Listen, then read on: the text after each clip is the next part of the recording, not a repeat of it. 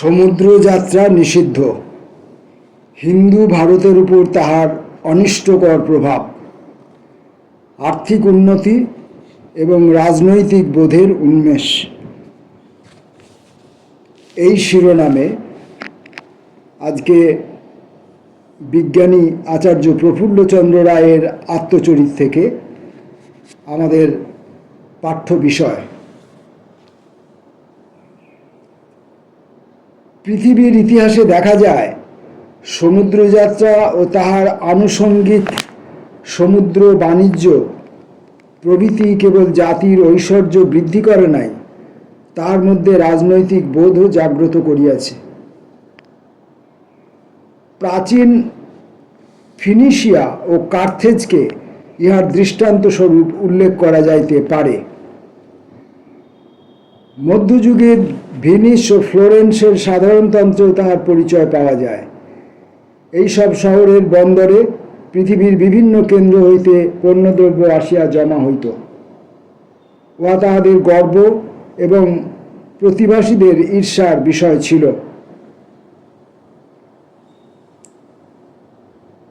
আমার প্রচেষ্টা কেবল এক বিষয়ে বা এক স্থানে নিবদ্ধ নহে, কেবল বর্তমান বৎসরের আয়ই আমার সমস্ত সম্পত্তি নহে।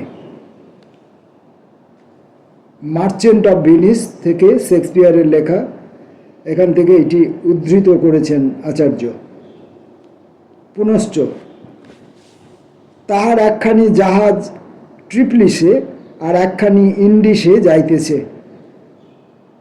আমি রিয়াল্টোতে জানিতে পারিলাম যে তাহার তৃতীয় আর একখানি জাহাজ মেক্সিকোতে ও চতুর্থ জাহাজ ইংল্যান্ডে যাইতেছে।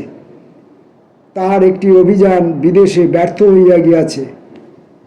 এই অংশটুকুও মার্চেন্ট অফ ভেনিস থেকে। রিয়াল্টো জীবনের চাঞ্চল্যে পরিপূর্ণ।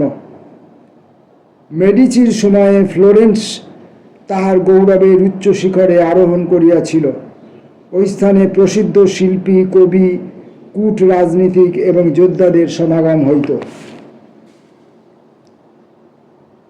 বাটেভিয়া সাধারণতন্ত্রের দৃষ্টান্ত উল্লেখ করিতেছি। বাটেভিয়া ক্ষুদ্র দেশ, সমুদ্রের জলোচ্ছ্বাস হইতে রক্ষা করিবার জন্য ইহার এক অংশে বাঁধ নির্মিত। কিন্তু এই ক্ষুদ্র সাধারণতন্ত্র ঐশ্বর্যে ও জনবলে বড় বড় সাম্রাজ্যকেও তুচ্ছ করিয়াছে। ইহার কারণ তার প্রধান শক্তি ছিল নৌবল এবং বাণিজ্য। আন্টোয়ার্প, ওস্টেন্ড, লিজ, রাসেলস প্রভৃতি ঐশ্বর্যশালী শহর ছিল এবং ওই সকল স্থানের অধিবাসীরা একদিকে যেমন ধনী, অন্যদিকে তেমনি বীর ও দেশ হিতৈষী ছিলেন। আবার হল্যান্ডই সর্বপ্রথম লুথারের সংস্কারবাদ গ্রহণ করিয়াছিল। প্রথম চার্লসের রাজত্বকালে লন্ডনের ধনী বণিকেরাই পার্লামেন্টারি সৈন্যের প্রধান সমর্থক ছিল। তাহারাই যুদ্ধের উপকরণ যোগাইত এবং তাহাদের মধ্যে অধিকাংশই পিউরিটান মতাবলম্বী ছিল। পক্ষান্তরে রাজতন্ত্রীদের প্রধান সহায় ছিল অভিজাত শ্রেণী ও গ্রাম্য জমিদারগণ। ক্রমওয়েল জনবল ও ধনবলের সাহায্য সর্বদাই লাভ করিয়াছিলেন এবং সেই জন্যই তিনি লন্ডন শহরের উপর কমনওয়েলথের পতাকা উড্ডীন করিতে পারিয়াছিলেন। লন্ডন শহর এবং ব্রিস্টল তাহাকে এই জনবল ও ধনবল যোগাইত। সুতরাং দেখা যাইতেছে, কোনো দেশে শাসনতন্ত্র সম্বন্ধে উন্নত মতবাদ এবং রাজনৈতিক চেতনা সমুদ্রযাত্রা এবং ব্যবসা বাণিজ্যের শ্রীবৃদ্ধির সঙ্গে ঘনিষ্ঠ রূপে জড়িত। যেসব দেশ কেবলমাত্র কৃষিভিত্তির উপর নির্ভর করিয়াছে, সেখানেই স্বেচ্ছা শাসনতন্ত্র এবং বিদেশি শাসনের প্রাধান্য দেখা গিয়াছে। তার অধিবাসীরা সাধারণত প্রাচীন প্রথা ও কুসংস্কার আঁকড়াইয়া ধরিয়া থাকে এবং তাহাদের দৃষ্টি সংকীর্ণ ও অনুদার হইয়া পড়ে। বাকল তাহার সভ্যতার ইতিহাস নামক গ্রন্থে এই কথা বিশেষভাবে বলিয়াছিলেন। আমরা যদি কৃষক ও শিল্প ব্যবসায়ীদের তুলনা করি, তবে সেই একই নীতি ক্রিয়া দেখিতে পাইব। কৃষকদের পক্ষে আবহাওয়ার অবস্থা একটি প্রধান সমস্যা।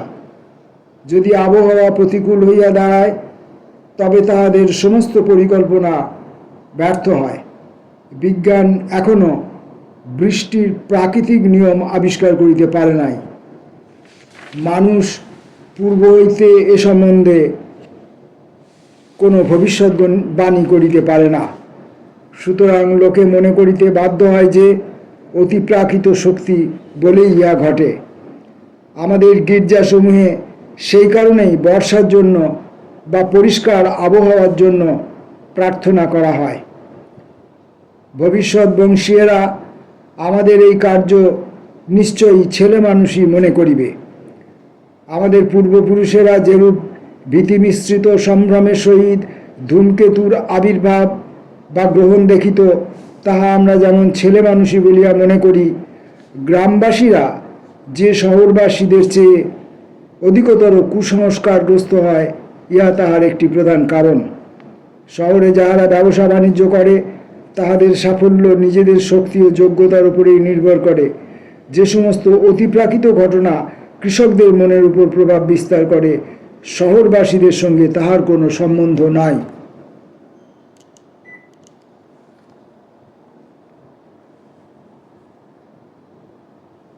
বর্তমান চীনেও ইহার দৃষ্টান্ত দেখিতে পাওয়া যায়।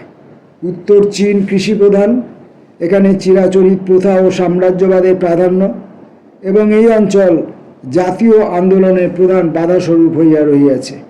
পক্ষান্তরে দক্ষিণ চীনই প্রথম সান ইয়াতসেনের আদর্শ ও মতবাদ গ্রহণ করে এবং এইখানেই জাতীয়তাবোধ বিকাশপ্রাপ্ত হইয়াছে। ইহার কারণ ক্যান্টনবাসীরা ব্যবসা বাণিজ্যে চিরদিনই অগ্রণী। তাহারা উন্নতিশীল জাতিদের সংস্পর্শে আসিবার সুযোগ পাইয়াছে এবং ফলে তাহাদের দৃষ্টি উদার হইয়াছে।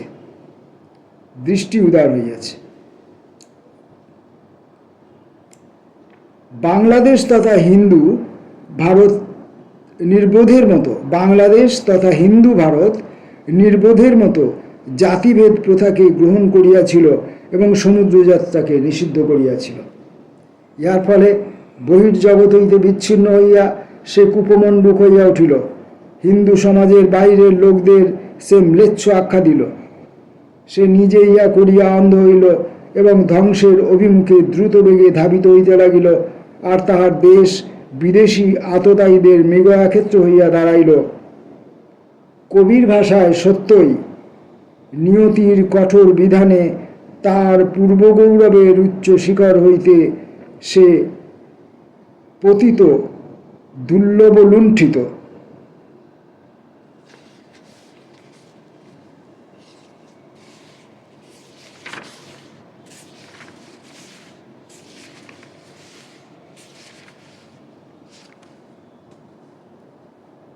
জাতি সংমিশ্রণের সম্ভাবনা না থাকাতে কলিকাতার ঐশ্বর্যশালী অবাঙালিরা স্বতন্ত্রভাবে বাস করিতেছে।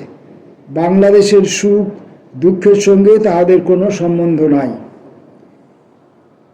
এই শিরোনামে পরবর্তী পাঠ্যাংশ।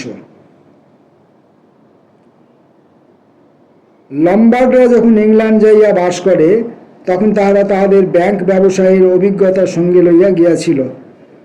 লন্ডন শহরের লম্বার্ড স্ট্রিট এখনও তাহাদের ঐশ্বর্য ও প্রভাবের স্মৃতি বহন করিতেছে। আলভার অত্যাচারের ফলে ফ্লেমিশরা ইংল্যান্ডে গিয়া বাস করিয়াছিল। ইহারাই পশম ব্যবসায়ে উন্নত প্রণালীর প্রবর্তন করে। হিউগেন্সরা ইংল্যান্ডের ঐশ্বর্য গঠনে এইরূপ সহায়তা করিয়াছে। ফ্রান্স যখন ধর্মান্ধতার বশবর্তী হইয়া এডিক্ট অফ ন্যান্টিস প্রত্যাহার করে তখন প্রায় 40,000 হিউগেন্ট অধিবাসী নিকটবর্তী প্রোটেস্ট্যান্ট দেশসমূহে গিয়া আশ্রয় নেয়। ওইসব দেশে তাহারা তাহাদের বীরত্ব, সাহস ও কর্মকুশলতার অবদান বহন করিয়া লইয়া গিয়াছিল।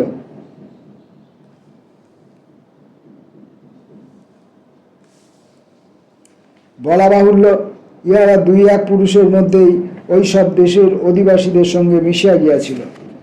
জন হেনরি ও কার্ডিনাল নিউম্যান এই দুই কৃতি ভ্রাতা ডাচ বংশজাত, সম্ভবত হিব্রু রক্ত এই বংশে ছিল, তাহাদের মতো হিউগেন্ট বংশীয়।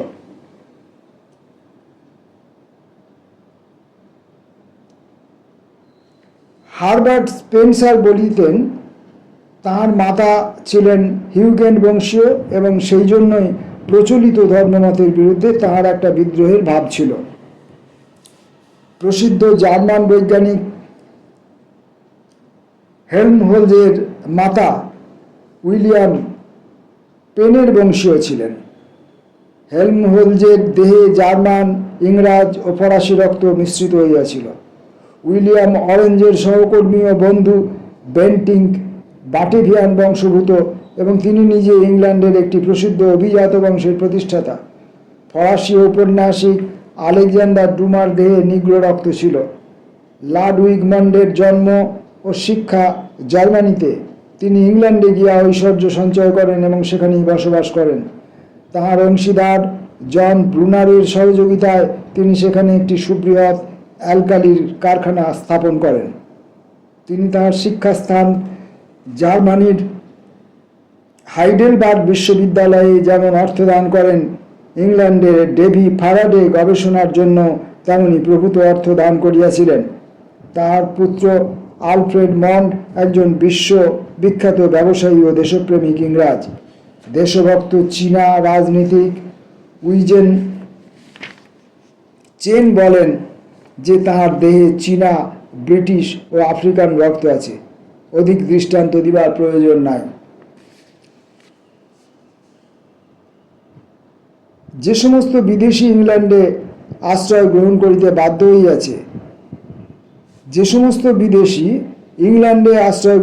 বাধ্য হইয়াছে, ইংল্যান্ডের দ্বার তাহাদের জন্য উন্মুক্ত।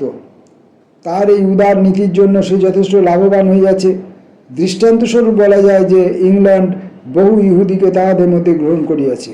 এই মিশ্রণের ফলে ইংরাজ জাতির অশেষ উন্নতি হইয়াছে। Benjamin Disraeli, Lord Beaconsfield, George Joachim Goschen, Edwin Montagu, Samuel Herbert এবং রুফাস আইজ্যাক লর্ড রেডিং ইংরাজ জাতির সঙ্গে একাত্মভাবে মিশিয়া গিয়াছিলেন এবং রাজনীতিক রূপে ইংল্যান্ডের স্বার্থ রক্ষার জন্য সর্বদা অবহিত ছিলেন। ইংল্যান্ডে অনিষ্টকর জাতিভেদ প্রথা না থাকার জন্য ইহারা দুই এক পুরুষের মধ্যে বৈবাহিক আদান প্রদানের ফলে ইংরাজ জাতিভুক্তই হইয়া গিয়াছিলেন। পক্ষান্তরে বাংলাদেশে ঐশ্বর্যশালী অবাঙালি ব্যবসায়ী সম্প্রদায় স্বতন্ত্রভাবে বাস করে। বাঙালি জাতির সঙ্গে তাহাদের কোনো সম্বন্ধ নাই। ধনী মারোয়ারি গুজরাটিরা ভাটিয়া ধর্মে হিন্দু, তারা গঙ্গা স্নান করে, কালী মন্দিরে পূজা দেয়, গোমাতাকেও পবিত্র মনে করে, কিন্তু তবু বাঙালিদের সঙ্গে তাহাদের ব্যবধান বিস্তর। উভয়ের মধ্যে যেন দুর্ভেদ্য চীনা প্রাচীর বর্তমান। আমার বক্তব্য এই যে জাতিভেদ বাঙালির বর্তমান দুর্ভাগ্যের জন্য বহুলাংশে দায়ী। যদি বাঙালি এবং মারোয়ারির মধ্যে বিবাহ প্রথা থাকিত, তবে উভয়ের মিশ্রণের ফলে এমন একটি স্বতন্ত্র শ্রেণীর লোক হইত যাহাদের মধ্যে উভয় জাতির গুণই বর্তমান থাকিত। একজন বিড়লা যদি কোনো মুখোপাধ্যায়ের কন্যাকে বিবাহ করিত, তাহলে তাহাদের সন্তানেরা একের ব্যবসায় বুদ্ধি ও অন্যের তীক্ষ্ণ মস্তিষ্ক লাভ করিত। গোয়েঙ্কার কন্যার সঙ্গে বসুর ছেলের বিবাহ হইলে তাহাদের সন্তানের মধ্যে উভয় জাতির গুণই থাকিত।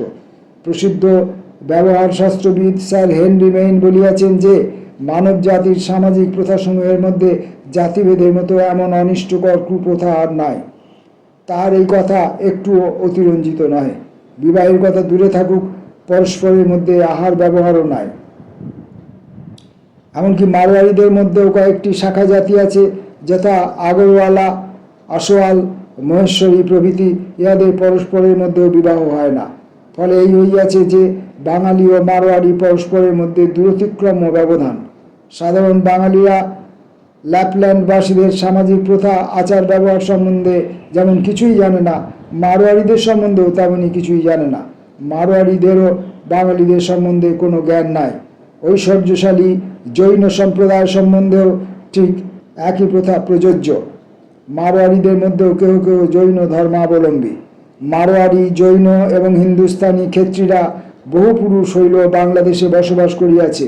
ইহাদের মধ্যে ব্যবসা বুদ্ধি বিশেষরূপে বিকাশপ্রাপ্ত হইয়াছে, কিন্তু বাঙালির দুর্ভাগ্যক্রমে সে ইহাদের স্বজাতীয় বলিয়া গণ্য করিতে পারে নাই। মারোয়ারি প্রভৃতিদের মধ্যে ব্যবসা বুদ্ধি বংশানুক্রমিক, কিন্তু তাহাদের মধ্যে শিক্ষা ও সংস্কৃতি নাই। সেই জন্য তাহারা কেবল সংকীর্ণ চেতনা হয়ে ঘোর কুসংস্কারেরও বশবর্তী। তাহারা কোনো ভালো কাজে হয়তো টাকা দিতে আপত্তি করিবে, কিন্তু একজন বাবাজি বা গেরুয়াধারীর পাল্লায় পড়িয়া পূজা হোমের জন্য সহস্র মুদ্রা ব্যয় করিবে। তার কথায় বিশ্বাস করিয়া জুয়া খেলায় হাজার হাজার টাকা নষ্ট করিবে। এইভাবে কত অর্থের অপচয় হয় আমি তাহার কিছু খবর রাখি। সাধারণ বাঙালি সাহা বা তিলিরাও এই বিষয়ে মারোয়ারি, জৈন প্রভৃতিরই মতো তারা অনেক সময় মারোয়ারিদের উপরেও টেক্কা দেয়। আমার একজন ভূতপূর্ব ছাত্র স্যার তারকনাথ পালিত রিসার্চ স্কলার ছিলেন।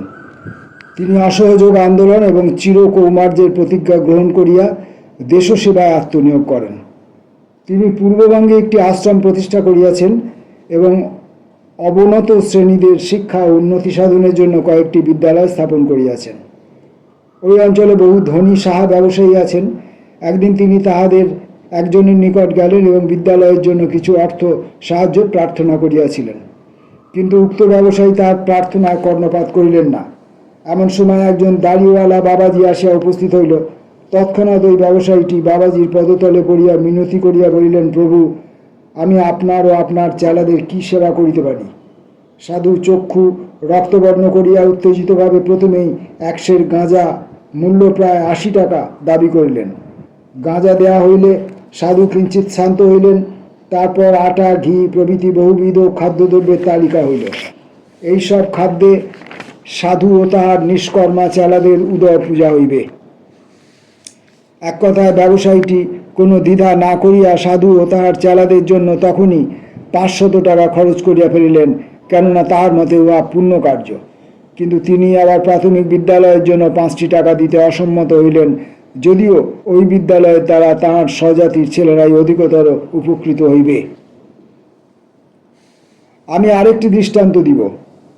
নাগপুর বিশ্ববিদ্যালয়ের ভাইস চ্যান্সেলরের নতুন গৃহের জন্য অতি কষ্টে সাধারণের চাঁদা হইতে 8,000 টাকা সংগ্রহ করিয়াছেন।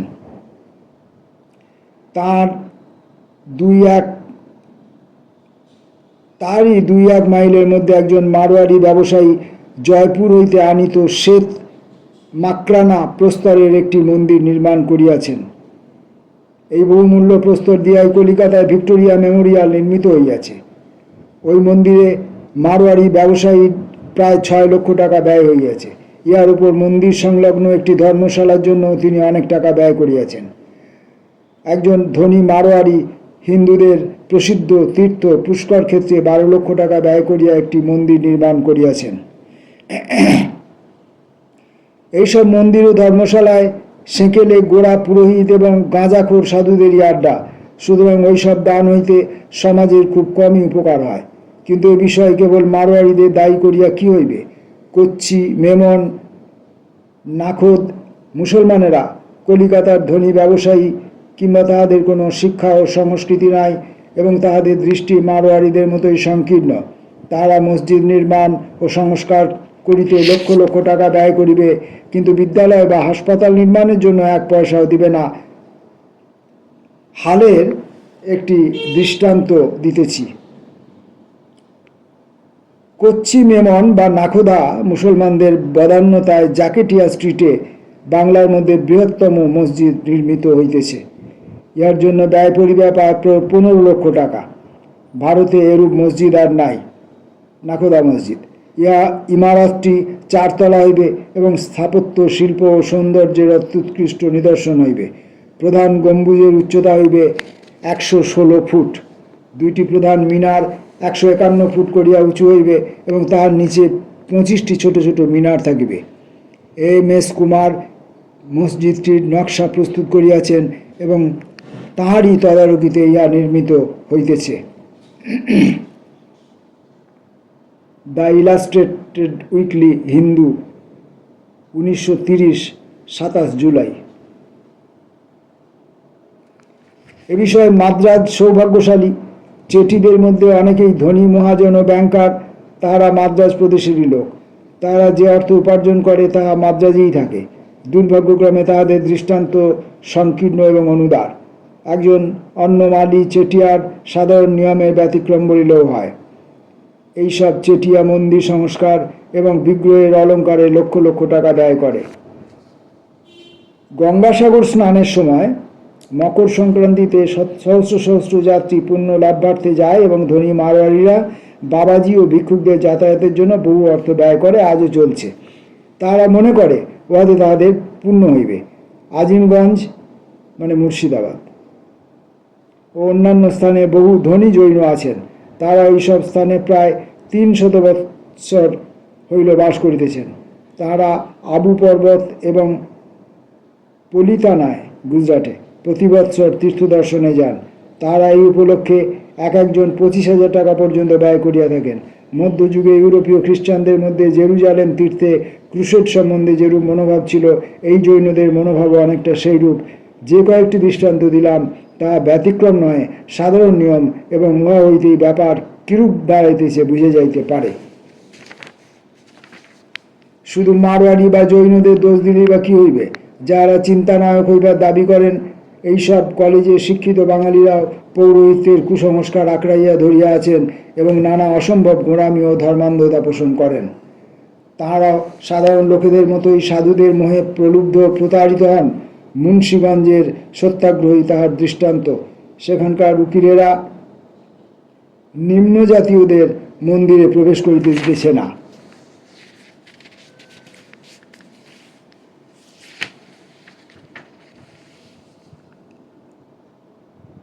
অ্যান্ড্রু কার্নেগি কেবল তার নিজের জন্মভূমিতে নয়, তার বাসভূমিতেও শ্রমিক প্রতিষ্ঠান স্থাপন করিবার জন্য লক্ষ লক্ষ টাকা দিয়াছেন।